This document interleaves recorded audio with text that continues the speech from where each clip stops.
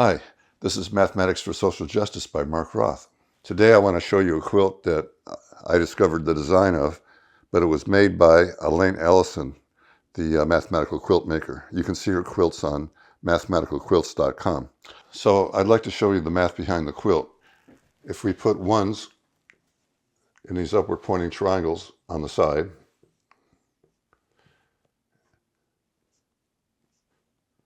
then if we add 1 plus 1 is 2. Let's work mod 2. So we'll only be working with 0 and 1. 2 is an even number, so we just represent even numbers with 0. And then odd plus even is odd. Even plus odd is odd. Odd plus odd is even. Odd plus odd is even. And odd plus odd is even. So now normally these downward pointing triangles are going to be all shaded in. And then you shade in the ones also and leave the zeros unshaded. You end up getting something called Sierpinski's gasket. But we're going to do something slightly different today. We're going to add this plus this plus this, mod 2. So 1 plus 1 plus 1, we can just call that odd plus odd plus odd is odd. Odd plus even is even. And odd plus even is even. And then odd plus odd is odd. So here 2 odds make it even. 3 odds make it odd. 2 odds make it even. Here 1 odd makes it odd. 1 odd makes it odd. And 2 odds make it even. So then if I was to shade all the evens and shade all, say with a color like red or blue or yellow, and then shade the ones black, you end up with the design on the quilt.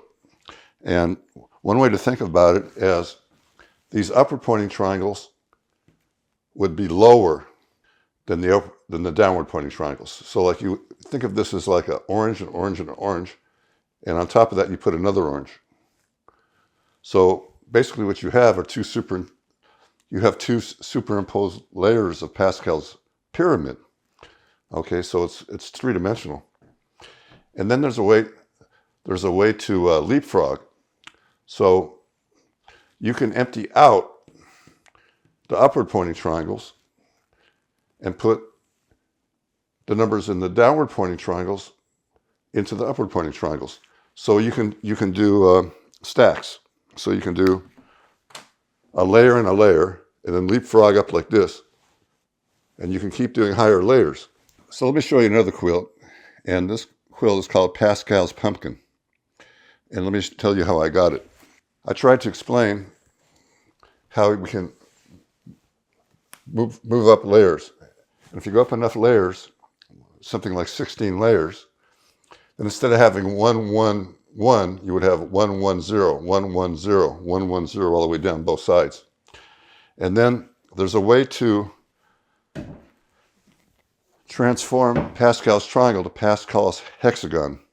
And I'm going not to go through all that, but you can read about it in this book called Mathematical Vistas by Peter Hilton, Derek Holton, and Jean Pederson. So again, you can have the odd numbers be black and have the even numbers be orange. And you get something that looks like a pumpkin or maybe even a tiger's face. And once again, the quilts are made by Elaine Ellison, and you can see the quilts at the website mathematicalquilts.com.